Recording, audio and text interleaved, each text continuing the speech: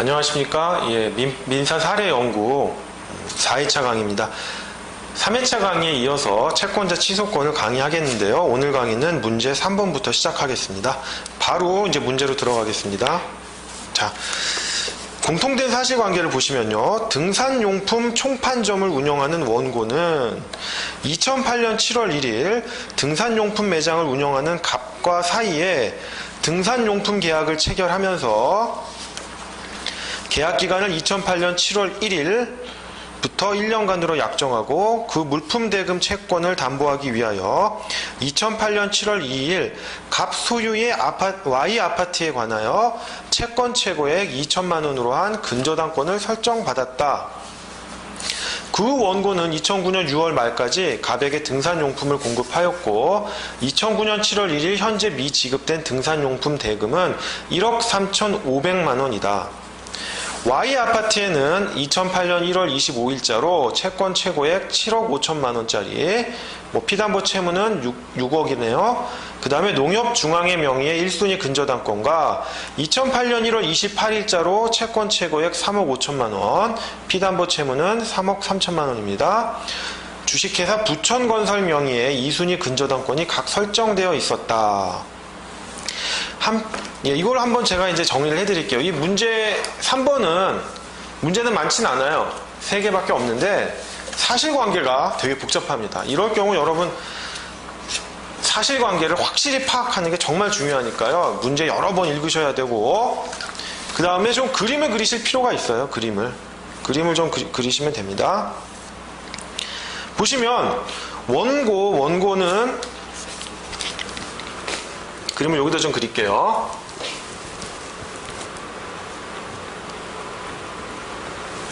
원고는 갑과 뭐랍니까? 등산용품 공급 계약을 체결하는데 이제 갑이 등산용품 매장을 운영하거든요.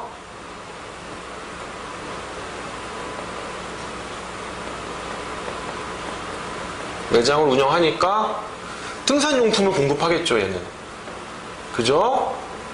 그리고 그 반대급부로서 뭐합니까? 공급을 했으니까 물품대금 청구권이 있겠죠. 약정은 2008년 7월 1일부터 1년간 약정을 하기로 했어요. 그런데 이 물품대금이 1억 3,500만 원이니까 불안하니까 갑 소유의 Y 아파트에다가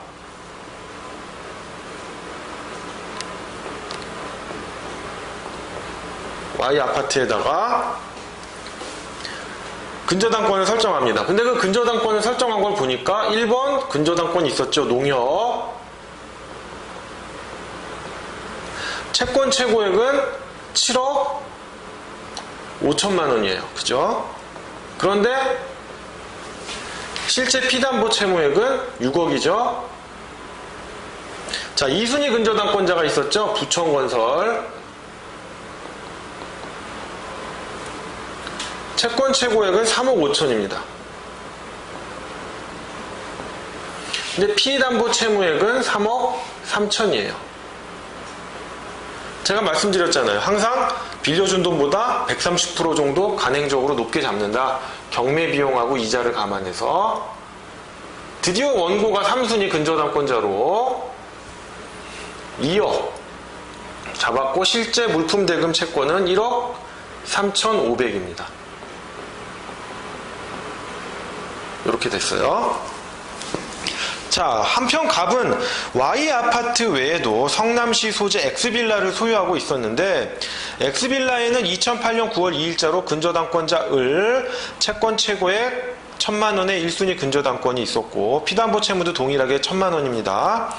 병이 2008년 10월 1일 갑과 임대차 보증금 6천만 원, 기간 2008년 10월 1일부터 2년간으로 정하여 임대차 계약을 체결하고 임대차 보증금을 전액 지급한 후 인도받아 2008년 10월 2일 전입신고를 마침으로써 주택임대차 보호법상의 대항력을 갖추고 거주하고 있었다. 확정일자는 받아두지 않았다.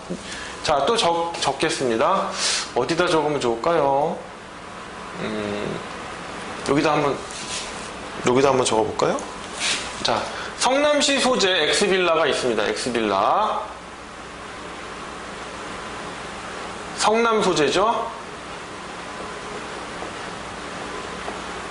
물론 이런 건 이제 문제에서 줄 거예요. 성남의 경우 뭐 소액 임차인의 우선 변제권이 인정되는 뭐 범위가 얼만가, 보증금의 범위가 얼만가.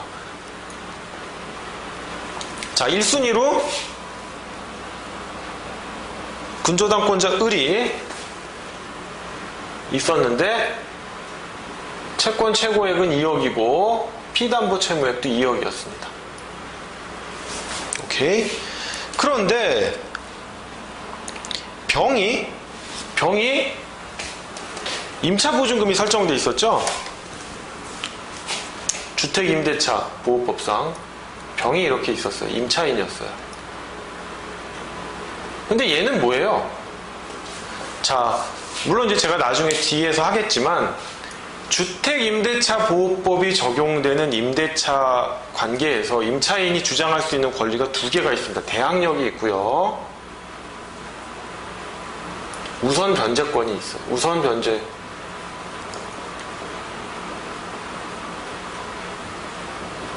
우선 변제유라고 할까요? 아니면 우선 변제권이라고 할까요? 뭐 같은 표현입니다.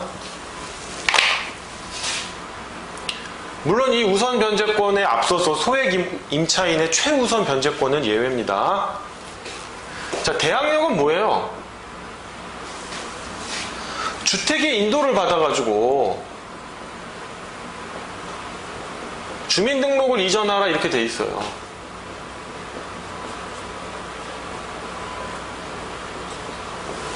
그리고 주민등록 이전은 뭐다?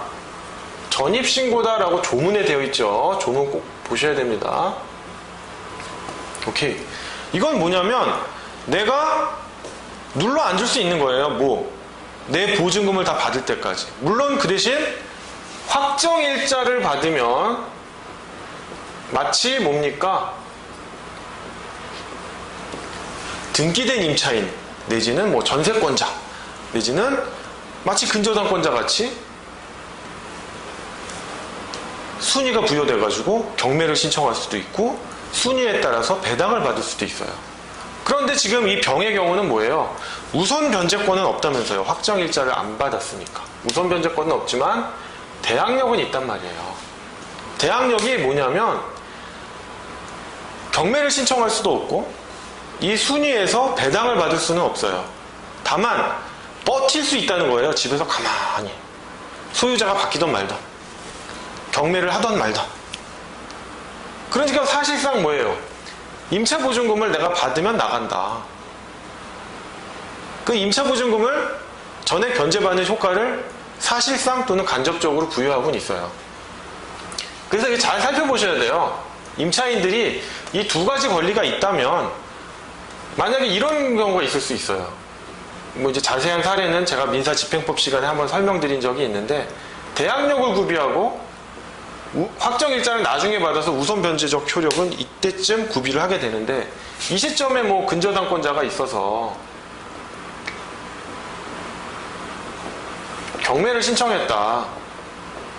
임의 경매를 신청했다라고 하면 보시는 거예요. 내가 임차보증금을 다 받을 수 없을 것 같아요.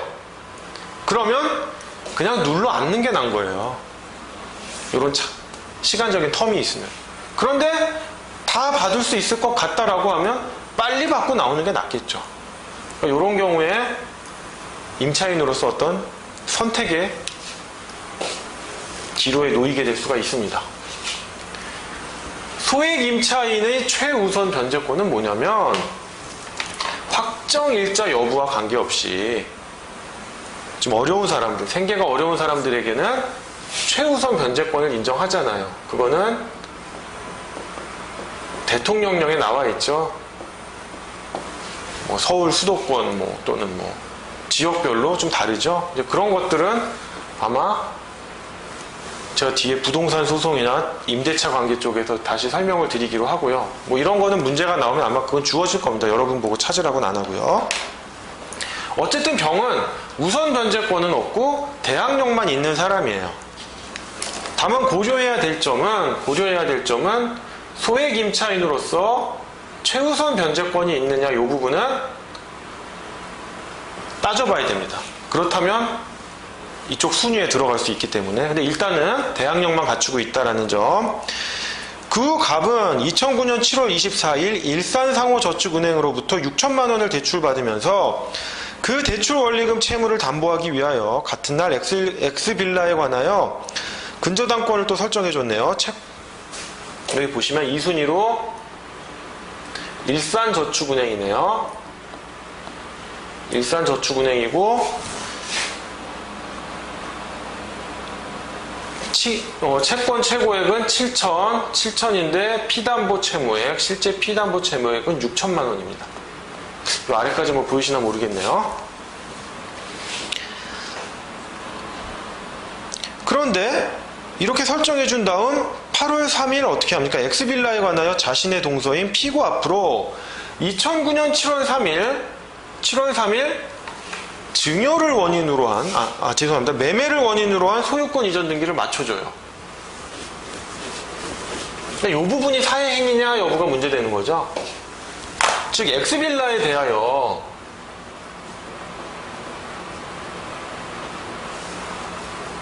원고는,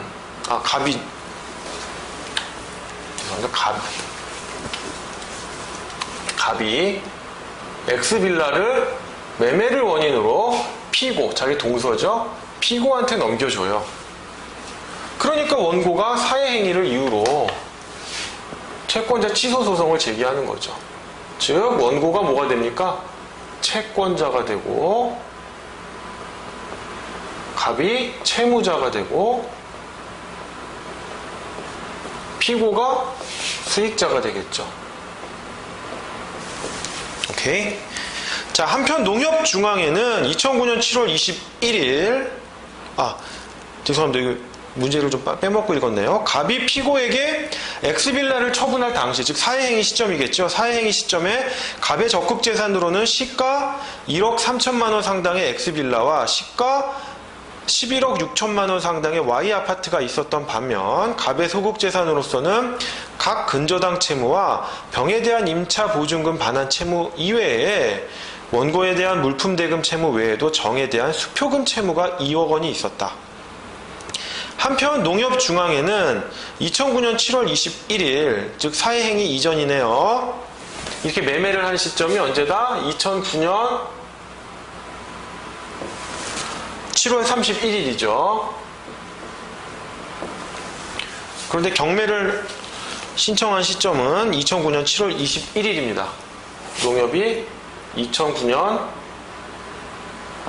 7월 21일 임의경매를 신청해요.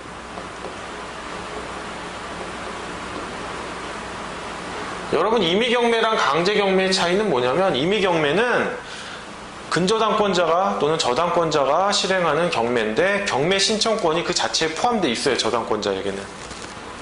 그런데 강제경매는 경매 신청권이 없어요. 즉 집행권원을 통해서 집행문을 부여받아가지고 압류를 한 다음에 경매 신청을 따로 해야 됩니다. 그 부분은 뭐 민사집행법 시간에 설명을 들으시면 됩니다. 자, 한편 농협중앙회는 2009년 7월 21일 Y아파트에 대하여 임의경매를 신청하여 2009년 7월 22일 경매 개시 결정이 내려졌고, 위 경매 절차에서 Y아파트의 감정가액은 11억 7천만 원으로 평가되었으나 그 후 수차례 유찰되었다가 2010년 3월 19일 5억 8천만 원에 상당히 저가로 매각됐네요. 매각됨에 따라 원고는 위 경매 절차에서 아무런 배당을 받지 못하였다. 피고는 2009년 9월 23일 갑의 일산상호저축은행에 대한 위 대출금 채무의 원리금 6,200만 원을 변제하고 X빌라에 설정된 일산상호저축은행 명의의 근저당권 설정 등기를 말소하였다. 2009년 7월 31일 당시 대출 원리금은 6,050만 원이다. 원고는 2010년 4월 14일 피고를 상대로 X빌라에 관하여 갑과 피고 사이의 매매 계약을 1억 3,500만 원의 한도 내에서 취소하고 가액배상으로 1억 3,500만 원의 지급을 구하는 소를 제기하였다. 위 소송은 2010년 7월 13일 변론 종결되었는데 변론 종결 당시 X빌라의 시가는 1억 4천만 원이었다. 문제 자체가 복잡하죠.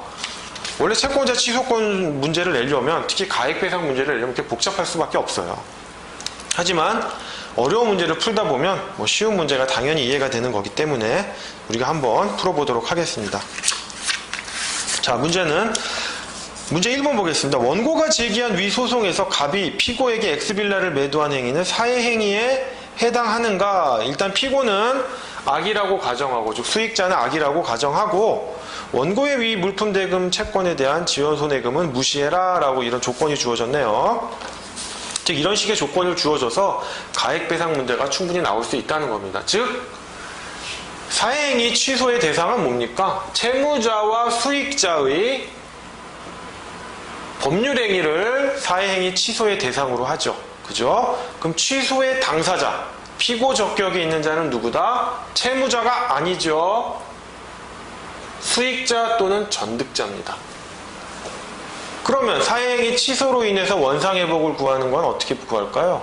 원상회복은 원물반환이 원칙이죠. 원물반환이 원칙인데 원물반환이 불가능하거나 현저히 곤란할 경우 가액배상을 할 수 있는 겁니다. 두 개를 선택적으로 할 수 있는 건 아니고요. 첫 번째 조건, 즉 원물반환이 불가능하거나 현저히 곤란할 경우에 가액배상을 할 수 있는 겁니다. 그럼 보면요, 일단 답을 보시면 일단 갑이 피고에게 빌라를 매매한 행위는 사해행위에 해당하지 않습니다. 왜냐하면 일단 이렇게 보셔야 돼요. 원고가 일단 일반 채권자가 아니잖아요. 일반 채권자일 수도 있죠. 어떤 경우입니까? 원고는 Y아파트에 대해서 자기의 채권을 근저당을 설정했단 말이에요. 우선 변제권이 있단 말이에요. 그렇기 때문에 여기서 변제를 다 받을 수 있다면 채권자 취소 행위를 하는 건 뭡니까? 권리 남용이죠. 변제를 받을 수 있는데. 그러면 따져봐야 돼요. 피담보 채무액과 담보물의 가치가 더 크면 원고는 다 변제를 받을 수 있잖아요. 그러니까 사해행위가 해당되질 않겠죠. 그런데 역전이 된단 말이에요. 담보물의 가치가 적어요. 요만큼밖에 안 돼요.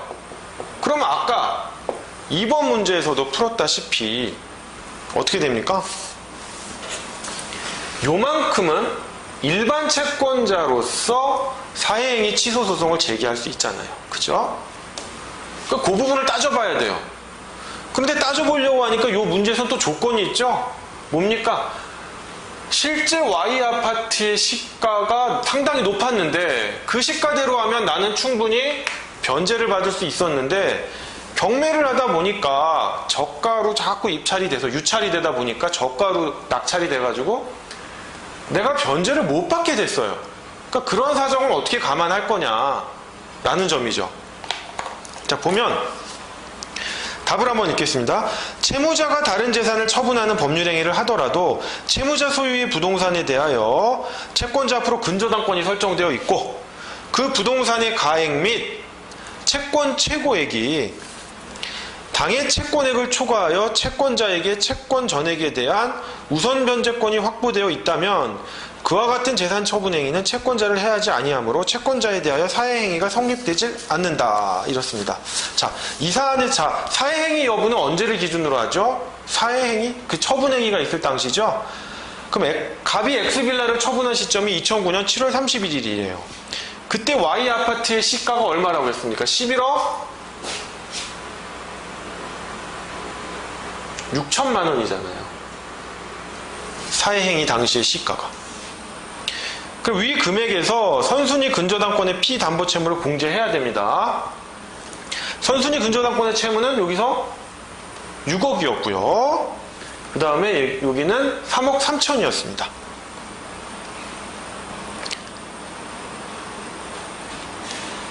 만약에 지금 조건이 주어졌죠. 이 당시 2009년 7월 31일 당시에 피담보 채무가 6억 3억 3천이라고 했지, 만약에 그 전에 설정돼 있다면, 그 전에 설정된 피담보 채무라면, 그날 이전에 설정된 피담보 채무라면 원리금 계산까지 해줘야 되죠. 6억에서 원리금 계산 해줘가지고 나온 금액을 빼줘야 되는 거예요. 근데 문제에서 편하게 어떻게 친절하게 사회행위 시점의 피담보 채무액이 6억 3억 3천이라고 해줬잖아요. 여러분 계산하기 편하게. 만약에 그 전에 소비대차 계약으로 있었다면 2009년 7월 31일 이전에 6억하고 3억 3천의 소비대차 계약이 체결됐다면 2009년 7월 31일까지 원리금, 이자랑 지연 손해금을 계산해줘서 그 금액을 빼줘야 되는 거예요. 그러면 11억 6천에서 6억하고 3억 3천을 빼니까 얼마가 나옵니까? 9억 3천을 빼니까 2억 3천만 원이 나오네요. 그죠? 2억 3천만 원이 나오니까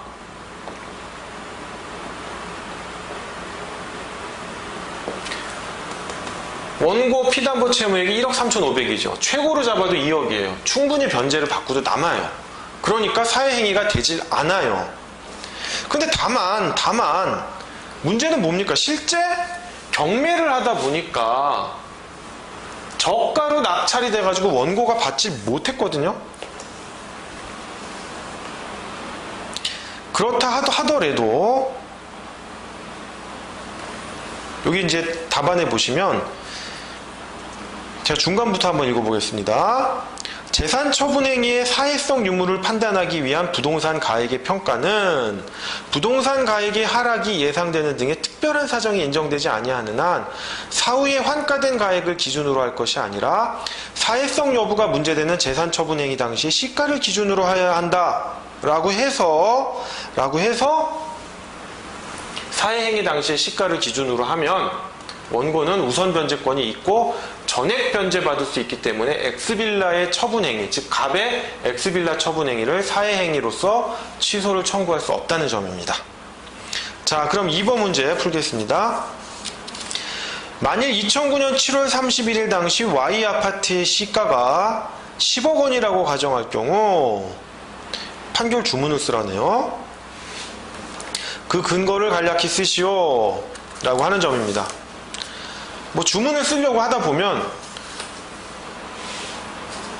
그 근거가 있어야 되고 그 근거에 대해서 여러분이 설명을 해야 되니까 뭐 이런 문제도 가능할 겁니다. 자, 2번 문제 한번 보시면요.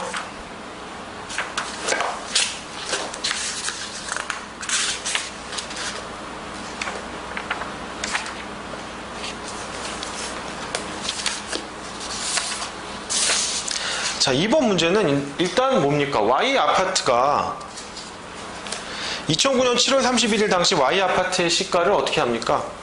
10억으로 봤단 말이에요.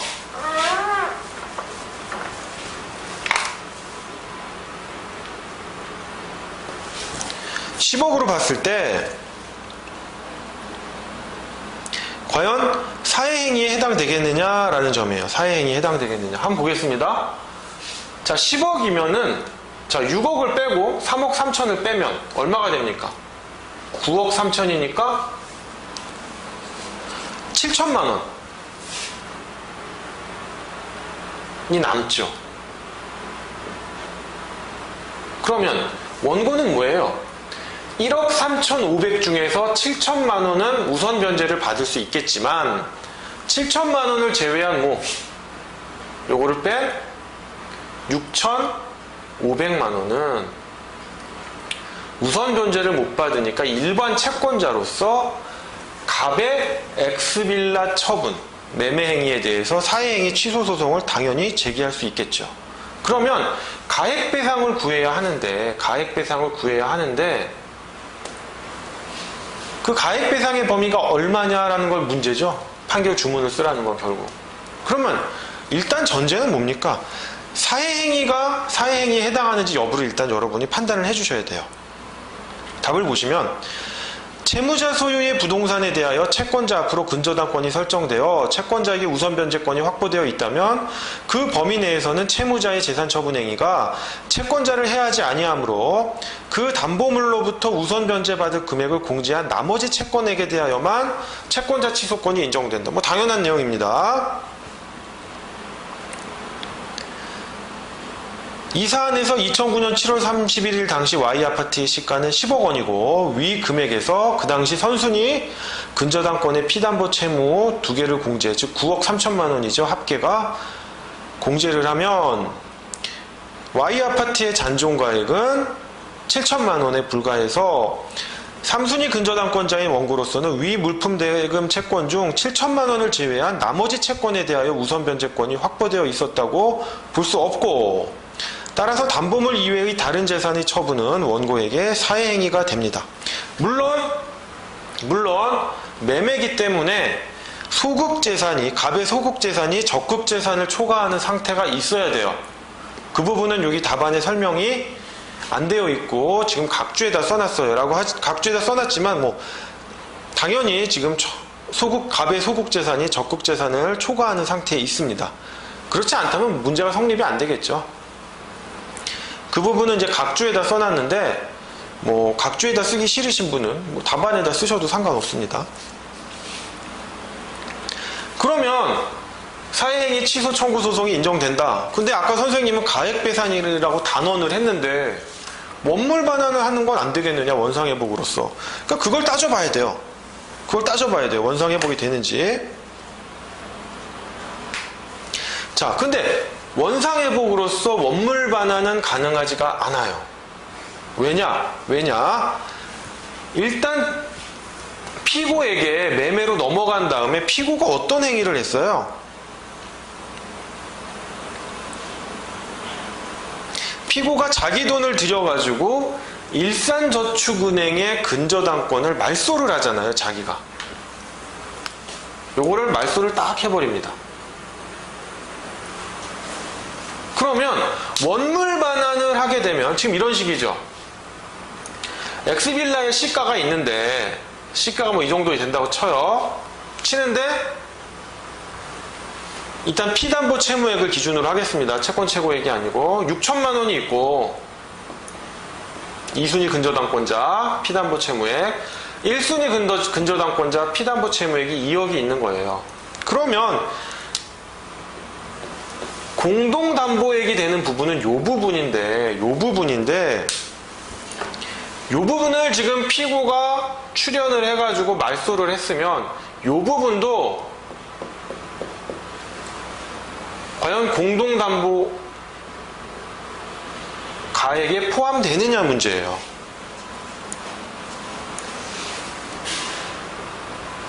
그런데 원상회복을 딱 시켜버리면, 원상회복으로서 원물 반환을 시켜버리면 공동담보가액은 요만큼이었는데 말소가 된 상태로 넘어가니까 요 부분도 공동담보가액이 되잖아요. 그러면 이거는 불공정하다는 거예요.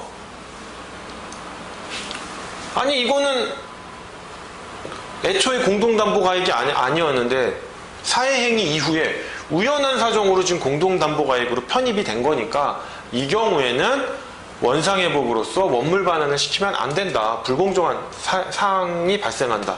물론 채권자 입장에선 좋죠. 자기가 변제받을 수 있는 총채무자의 공동담보가액이 늘어났으니까. 하지만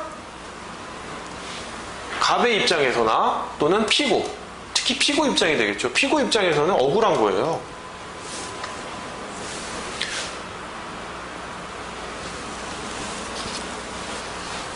그런데 아까 3회차 시간 2번 문제였죠. 만약에 근저당권을 말소한 게 아니라 피고가 자기 출연으로 만약에 가압류 등기를 말소했다 라고 한다면 그 부분은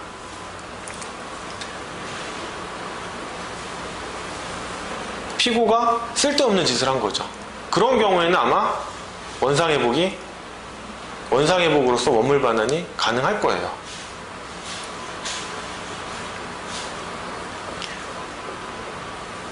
그리고 가액 반환을 하더라도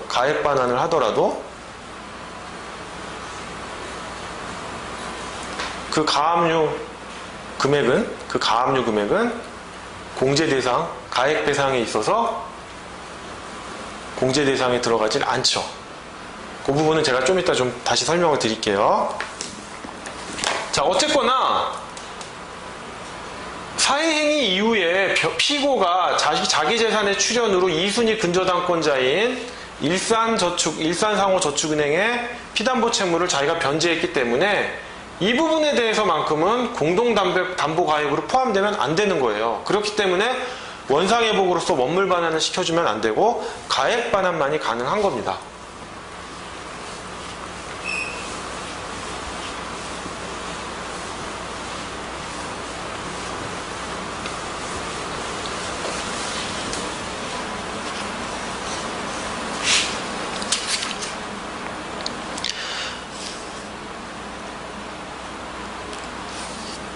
그러면 이제 가액 반환을 해야 되는데, 가액 반환에 있어서 어떻게 합니까? 아까 제가 세 가지 말씀드렸잖아요. 가액 반환을 하려면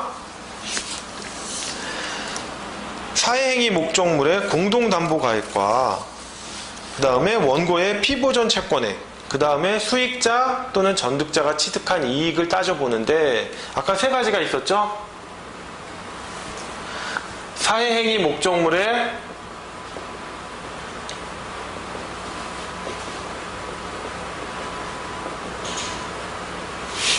제가 3회차 시간에 한 거니까 다시 설명드릴게요. 공동담보가액과 원고, 즉 사회행위 취소소송을 제기한 채권자겠죠. 원고의 피보전 채권액,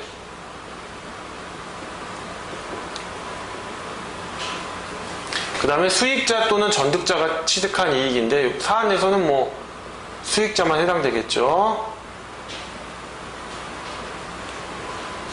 취득한 이익인데, 이 세 가지 중에서 뭐다? 가장 적은 금액이 가액배상의 범위다라고, 보이시나 모르겠습니다. 가장 적은 금액이 가액배상의 범위다라고 했는데, 매매나 대물변제나 증여 같은 경우에는 뭡니까? 1번하고 3번이 일치하니까 1번하고 2번만 따지고 뭐다? 사회행위로서 근저당권을 설정해주는, 수익자나 전득자에게 근저당권을 설정해줄 경우에는 1에서 3번까지 다 따진다는 거잖아요. 그죠? 사안은 매매를 한 경우니까 1번하고 2번만 따지면 되는데, 이제 1번을 따져보고 2번을 또 따질 때는 일반 채권자이면 따지기 편해요. 소비대차계약 체결 시점부터 변론 종결일까지, 사회행위 시까지가 아니라 사실심 변론 종결일까지 원리금을 따지면 되는데, 일반 채권자가 아니고 우선 변제권 또는 담보력이 있는 근저당권이 설정된 채권이다라고 한다면 어떻게 합니까?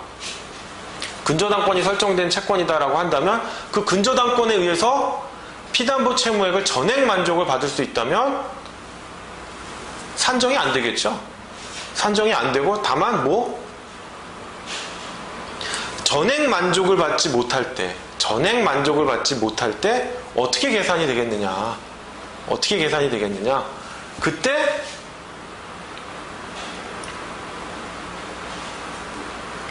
소비대차 계약 체결 시점부터 사회행위 시까지 원리금을 계산을 해요. 그죠? 제가 3회차 시간에 말씀드렸죠? 계산을 해서 이때 담보물의 가치를 평가를 해서 이 원리금에서 담보금의 가치를 공제를 하는데, 어떤 순서? 변제 충당의 법리에 의해서 이자 먼저 공제해주고 원금을 공제하죠. 이자가 다 공제가 안 되면 이자가 일부 남겠죠. 그 남은 거를 다시 또 원금으로 해가지고 변론 종결일까지 원리금을 계산한다는 거였잖아요. 그래서 계산이 좀 까다로워진다라는 점이었어요. 사실 원리는 간단해요. 계산이 들어가서 그렇지. 그러면 이제 사회행위 목적물의 공동담보가액부터 한번 보겠습니다. 자, 제가 3회차 시간 마지막에 사회행위 목적물의 공동담보가액 구할 때 어떻게 했습니까? 사회행위 후 변론 종결일이죠. 제가 약자로 지금 쓸게요. 이때 근저당권이 여러 개가 있었는데 하나가 근저당권 말소됐어요. 말소되어도 뭐다? 이 변론 종결일에 X빌라의 시가에서 이 말소된 근저당권 피담보 채무액을 공제한다는 거예요. 채권 최고액이 아니라 피담보 채무액을 공제합니다. 말소됐다 하더라도. 왜냐하면 사회행위 시점에는 근저당권으로 존재하고 있었고 공동담보가액이 아니잖아요. 사회행위 시점에는 근저당권이 설정되어 있었으니까. 그죠? 그러면 이제 계산을 해보면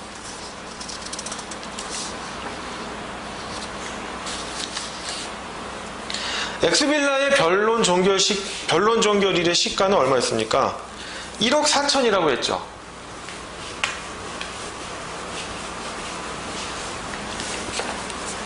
1억 4천이란 말이에요. 엑스빌라가 1억 4천인데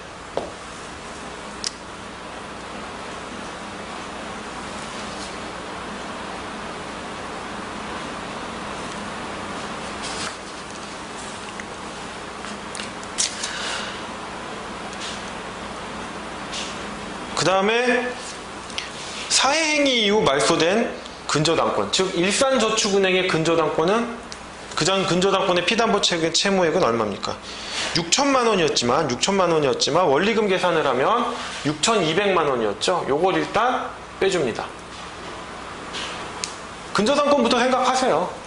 그 다음에 말소되지 아니한 피담보 채무액은 얼마입니까? 말소되지 아니한 근저당권, 즉 을의 근저당권의 피담보 채무액은 2억이죠. 2억. 그러니까 또 2억을 빼줘요. 그 다음에 남는 게 이제 병이에요. 요 병. 병이 또 까다롭게 들어갔어요. 얘가 확정일자를 받아서 우선 변제권이 있으면 빼주면 돼요. 요 순서에 따라, 얘 순위에 따라서 빼주면 되는데 얘가 확정일자를 받지 않았거든요. 그러면 확정일자 안 받았으니까 문제 안 되겠네.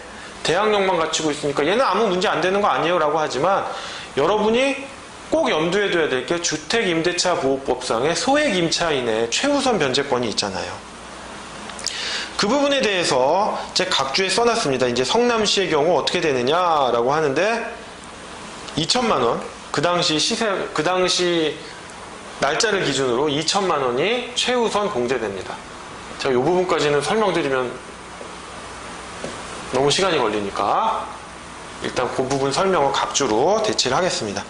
그래서 1억 4천에서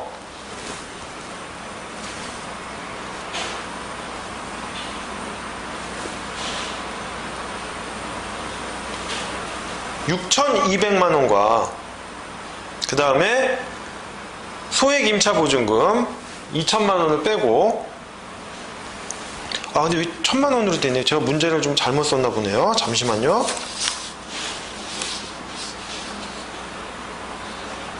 죄송합니다. 근저당권자 을의 피담보 채무액이 2억이 아니라 1,000만 원이네. 1,000만 원. 제가 조금 애초에 문제 설명드릴 때 혼동을 했네요. 근데 아까 제가 1번 문제 풀 때는 요 금액이 2억이라고 제가 잘못 썼다고 해서 영향을 받는 건 아니니까 이건 문제되진 않습니다. 다만 요 문제 풀 때 제가 정정하겠습니다. 요게 채권 최고액도 1천만 원이고요. 피담보 채무액도 1천만 원입니다. 예. 그 3-1번 문제 풀 때 요걸 제가 혼동했다 해서 3-1번 문제 결론이 달라지는 건 없습니다. 요건 영향을 안 받습니다. 요건 영향을 안 받고요. 다만 이제 3-2번 문제 풀 때 을의 피담보 채무액이 1천만 원이고 채권 최고액도 1천만 원이다라는 거 제가 여기다가 2억으로 잘못 썼는데 그 부분 제가 정정해 주시기 바랍니다. 죄송합니다 여러분. 근데 3-1번 문제 풀 때는 아무 영향이 없어요. 저 부분 오해하지 마세요. 자, 그럼 제가 다시 계산을 해야 되겠네요. 여기서 6,200만 원이고 6,200만 원은 이거죠. 말소된 일산상호저축은행의 근저당권에 의해서 담보되는 피담보 채무액 6천만 원인데 원리금 계산을 해줘야겠죠. 그게 6,200만 원이 나온 거고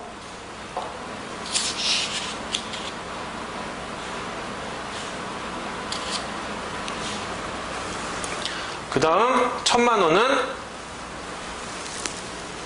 말소되지 아니한 을의 근저당권의 피담보 채무액 1,000만 원이 되겠습니다. 또 1,000만 원.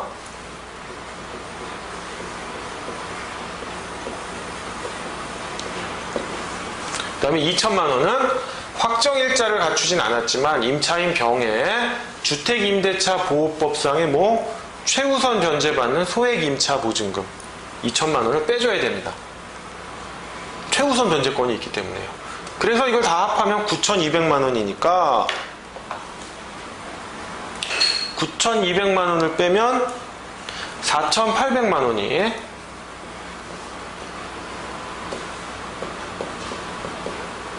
공동담보가액이 되는 거죠.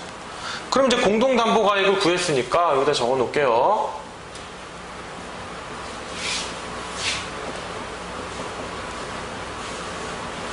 공동담보가액이니까 이제 원고의 피보존 채권액을 구해봐야겠죠.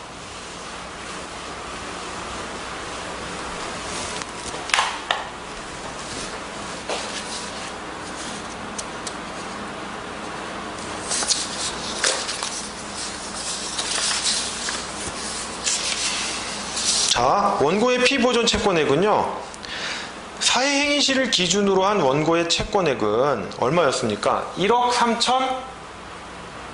3,500만 원이었죠. 1억 3,500이었습니다. 근데 저당권과 같은 물적 담보가 있는 채권의 경우 그 담보물로부터 우선 변제받을 수 있는 금액을 공제한 나머지 채권액에 대하여서만 채권자 취소권이 인정되므로 계속 나오잖아요. 피보존 채권은 사회행위 당시의 원고의 채권액에서 담보물로부터 우선 변제받을 수 있는 금액을 공제하여야 한다. 계속 나옵니다. 계속 그냥. 자, 원고는 담보로 제공된 Y아파트의 사회행위 당시의 시가인 10억 원에서 선순위 근저당권의 피담보 채무의 합계액. 자, 일단 원고의 채무는 요 Y아파트에 대해서 우선 변제를 받고 있잖아요. 그럼 뭐예요? 우선 변제를 다 받으면 그 우선 변제권에 의해서 피담보 채무를 다 만족을 받으면 원고의 피보존 채권액은 없죠. 저쪽에서 만족을 다 받으니까. 문제는 뭐예요? 만족을 다 받지 못하는 거예요. 만족을 받지 못하는 부분은 일반 채권으로서 사회행위 취소를 행사할 수 있잖아요. 그러니까 그 부분을 구해보자는 거예요. 그러면 일단 문제에서 주어지길 어떻게 했습니까? Y아파트의 사회행위 당시 시가가 10억이라고 했거든요. 10억이니까 요걸 빼줘야죠. 6억하고 3억 3천을 빼줘서 9억 3천을 빼주면 7천만 원이 나온단 말이에요. 7천만 원은 우선 변제를 받을 수 있지만 1억 3,500에서 7천만 원을 뺀 6,500만 원은 뭐예요? 우선 변제를 못 받으니까 이 부분에 대해서 이제 계산을 해줘야 되는 거죠.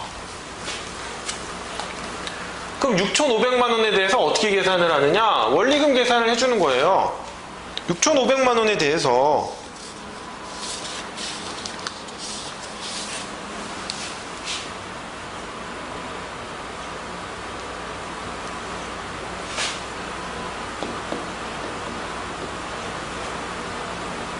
여기가 이제 사회행위 시점이고 변론 종결일이겠죠?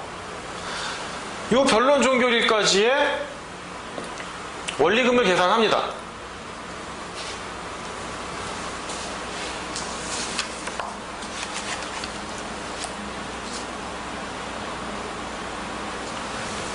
아, 6,500만 원이 죄송합니다. 제가 6,500만 원이 소비대차 계약 체결 시점에 대여금이 아니라 죄송합니다. 사회행위 당시에 원리금 합계액이잖아요. 문제가. 그쵸?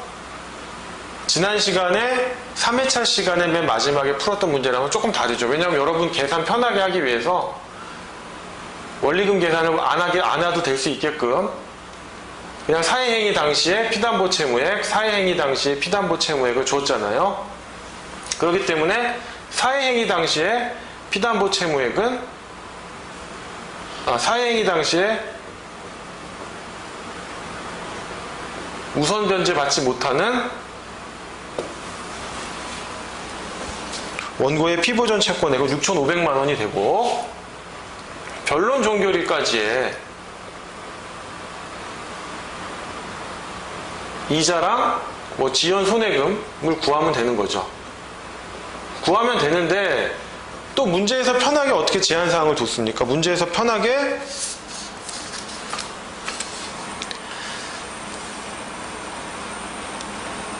이 사안에서 원고의 물품대금 채권에 대한 지연 손해금은 무시한다고 했으니까 사회행위 당시까지의 뭐 지연 손해금이나 사회행위 이후에 변론 종결일까지의 지연 손해금은 고려할 필요가 없죠. 따라서 여러분 계산하기 편하게 6,500만 원이 원고의 피보전 채권액이 되는 겁니다. 원고의 피보전 채권액. 그러니까 원고의 피보전 채권액은 또 6,500이니까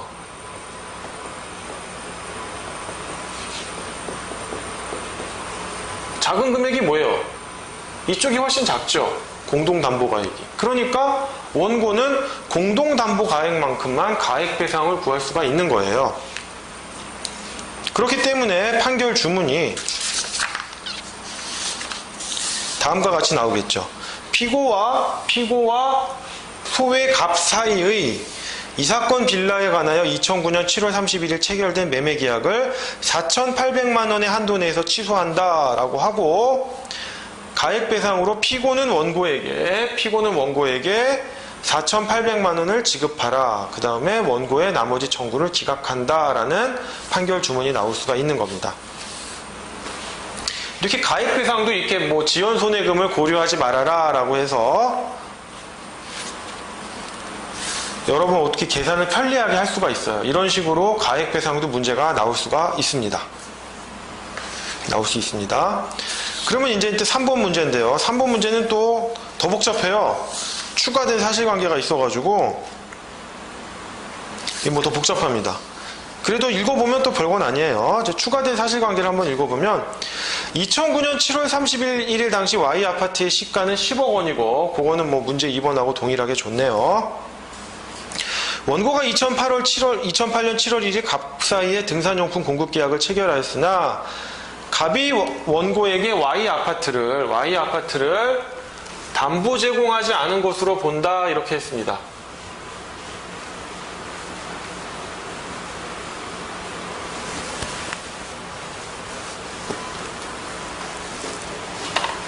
그러니까 이 문제에서는 어떻게 될까요? 이거 좀 지우겠습니다. 그러니까 추가된 사실관계는 뭡니까? 원고에게 담보 제공하지 않았다라는 거죠. 이 부분 지워지고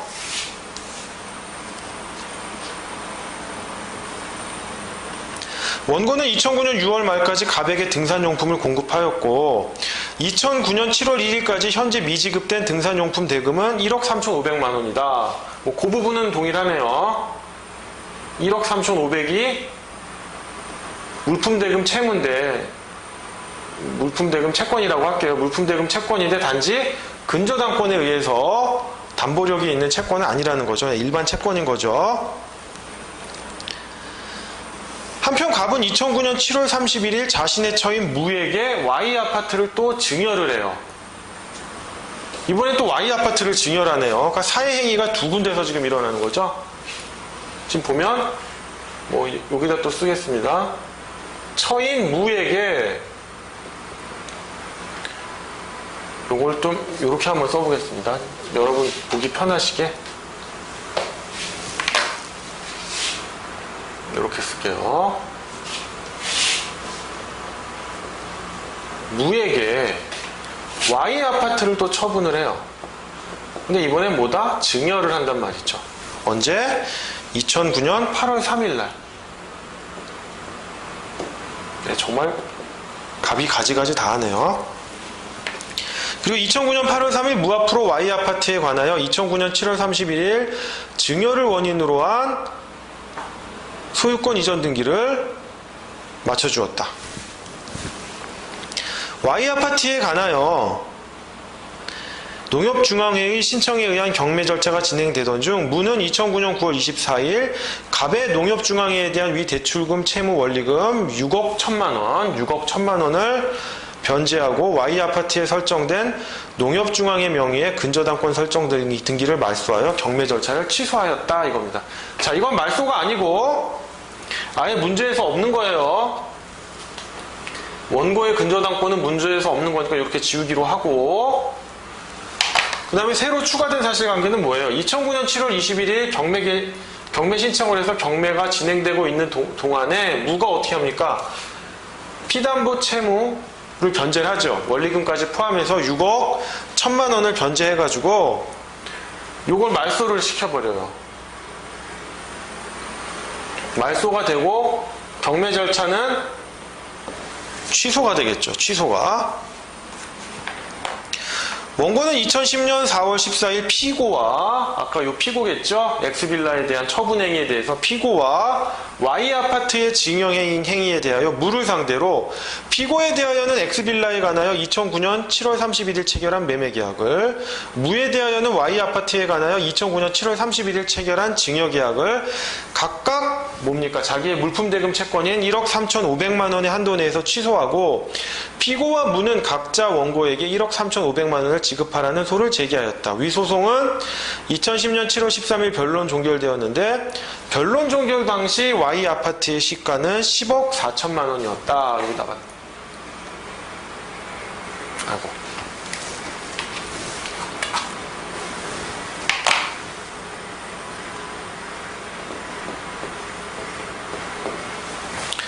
(10억 4천만 원이었고) 주식회사 부천건설에 대한 근저당권의 피담보 채무는 3억 4천만 원이었다. 변론 종결 당시에는 얼마였다?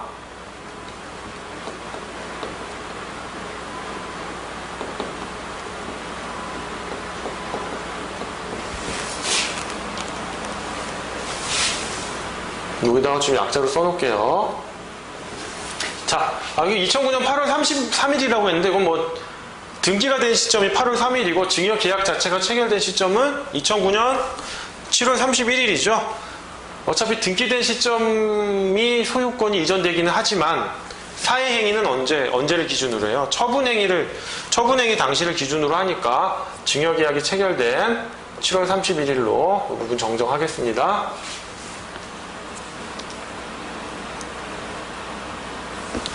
결국에는 뭐 같은 날 이루어진 거네요. 매매랑 증여가. 그리고 그 외의 사실은 위 공통된 사실관계와 동일하다. 자, 갑의 각 처분행위를 피고에 대한 매매와 무에 대한 증여가 사회행위로 판단됨을 전제로 해서 위 추가 사실을 기초로 하여 피고와 무가 반환할 원상회복의 범위를 서술하시오. 다만 또 여러분들 편하게 원고의 위 물품대금 채권에 대한 지연손해금은 무시해라 라는 겁니다. 지연손해금 계산하려고 하면 아까 같이 뭐 사회행위 시점에 담보물의 가치랑 비교해가지고 이자 공제하고 원금 남은 거에서 또다시 지연손해금, 원리금 계산을 해야 되잖아요. 근데 그런 부분을 편하게 해준 거죠.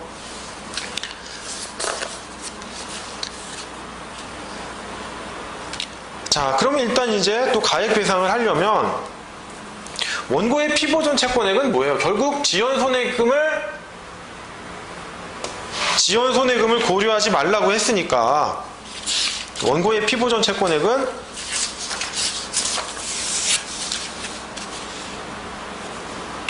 (1억 3,500만 원이에요).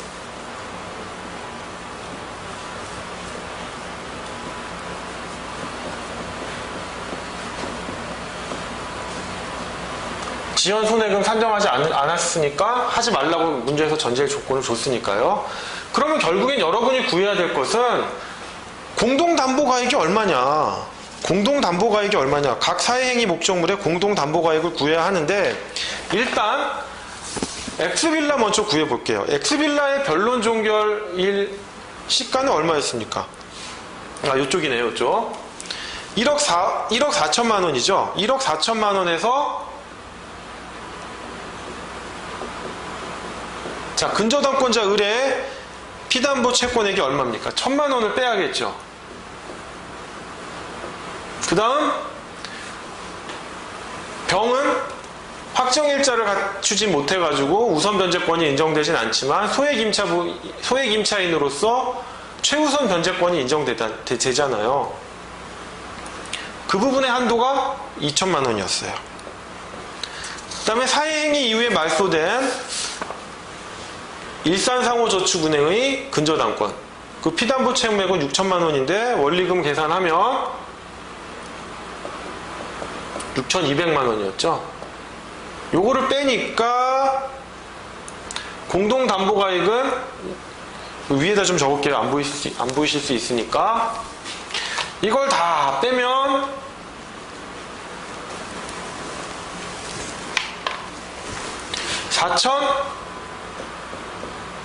4,800만 원이 나옵니다.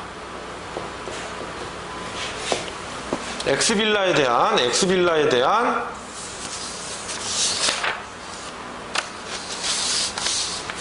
공동담보가액이 되겠죠. 이 부분 지우고. 그럼 엑스빌라에 대한 공동담보가액은 여기다 적어 놓을게요. 엑스빌라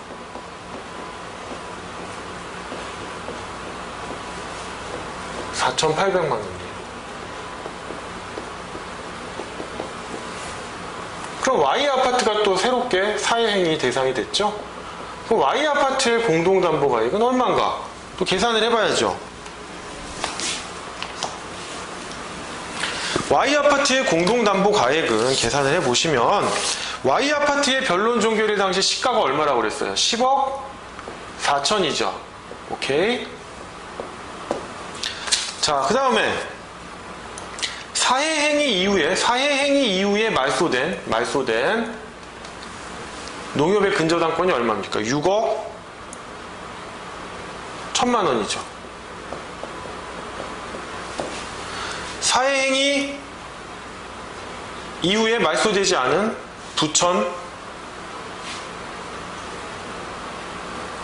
부천건설인가요? 부천건설? 예, 부천건설이네요. 사안이 너무 복잡하니까 막 저도 어쩔 땐 헷갈립니다. 부천건설의 변론 종결일 당시에 피담보 채무액은 3억 4천이겠죠? 그래서 이거를 빼면 9천만 원이 나와요. 그렇죠? 여기다 적을게요. Y아파트의 공동담보가액은 9천만 원이에요. 오케이? 그러면 여기서 이제 다들 다 끝났네? 별거 아니네? 계산하는 거? 그럼 문제가 있죠. 문제는 선생님 이거를 원래 처음에 전제가 뭐예요? 피보전 채권액과 공동담보가액을 비교해서 적은 금액으로 한다고 그랬죠. 그죠? 그러면 피보전 채권액은 1억 3,500인데 공동담보가액은 얼마예요? 1억. 어떻게 숫자도 이렇게 절묘하게 나오는지 1억 3,800만 원으로 높단 말이에요. 지금. 다만 높은데 차이가 있다는 건 뭐예요? 쪼개져 있다는 점이죠. 쪼개져 있다는 점. 이 부분에 대해서 판례가 어떤 판단을 하느냐. 자, 가액배상의 범위에 대하여 한번 제가 읽어보겠습니다. 채권자가 어느 수익자에 대하여 사회행위 취소 및 원상회복 청구를 하여 승소 판결을 받아 그 판결이 확정되었다 하더라도 그에 기하여 재산이나 가액의 회복을 마치지 아니한 이상 채권자는 자신의 피보전 채권에 기하여 다른 수익자에 대하여 별도로 사회행위 취소 및 원상회복 청구를 할 수 있고 채권자가 여러 수익자들을 상대로 사회행위 취소 및 원상회복 청구의소를 제기하여 여러 개의 소송이 계속 중인 경우 뭐 이런 경우겠죠. 뭐 이 경우는 뭐 병합이긴 했지만 각 소송에서 채권자의 청구에 따라 사회행위 취소 및 원상회복을 명하는 판결을 선고하여야 하며 수익자가 가액배상을 하여야 할 경우에도 다른 소송의 결과를 참작할 필요 없이 여기 중요하네요. 수익자가 반환하여야 할 가액 범위 내에서 채권자의 피보전 채권액 전액의 반환을 명해야 된다. 즉 4,800만 원 엑스빌라에 대해서는 엑스빌라는 또 누굽니까? 상대방이 피고고 Y아파트에 대해서는 피고가 무잖아요. 수익자가 무잖아요. 그쵸? 이때 무가 수익자가 되잖아요. 즉 수익자가 가액 배상을 할 경우에도 다른 소송의 결과를 참작할 필요 없이 수익자가 반환하여야 할 가액의 범위가 얼마입니까? 각각 4,800과 9천만 원이잖아요. 범위 내에서 채권자의 피보전 채권액 전액을 반환을 명시해야 돼요. 전액은 1억 3,500만 원이니까 충족 못 시키니까 전액 변제해야겠죠. 만약에 Y아파트의 공동담보가액이 9천만 원이 아니라 뭐 1억 4천이 나왔다. 1억 4천이 나와도 판례의 취지는 뭐예요? 1억 3,500만 원 다 청구해라. 가액 배상할 수 있다. 그리고 엑스빌라에서 4,800만 원을 받던지 말던지 그거는 고려하지 말아라. 참작하지 말라 이거예요. 즉 합해서 피보전 채권액을 넘는다 하더라도 그건 모른다. 다른 소송의 결과를 참작하지 말고 수익자가 가액 반환할 범위 내에서 배상의 범위 내에서 피보전 채권액 전액을 배상하라는 거예요. 그래서 수익자가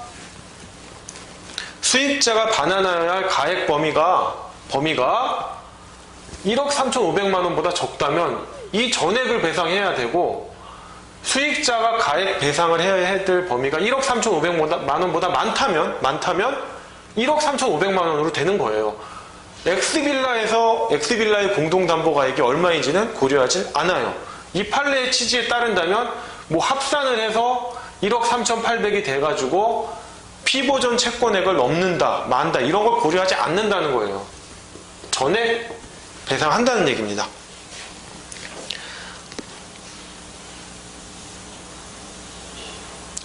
자, 다시 한번 또 답을 읽어보면 그리고 이러한 범위는 채무자가 동시에 여러 부동산을 수인의 수익자들에게 처분한 결과 채무 초과 상태가 됨으로써 그와 같은 각각의 처분 행위가 모두 사회행위로 되고 채권자가 그 수익자들을 공동 피고로 하여 사회행위 취소 및 원상회복을 구하여 각 수익자들이 부담하는 원상회복 의무의 대상이 되는 책임재산의 가액을 합산한 금액이 채권자의 피보전 채권액을 초과하는 경우에도 마찬가지이다. 즉 이 경우는 지금 각각 소송을 제기한 게 아니라 한꺼번에 병합해서 제기한 거잖아요. 이 경우에도 아까 제가 말한 논리대로 가액 배상을 한다는 거예요. 그렇기 때문에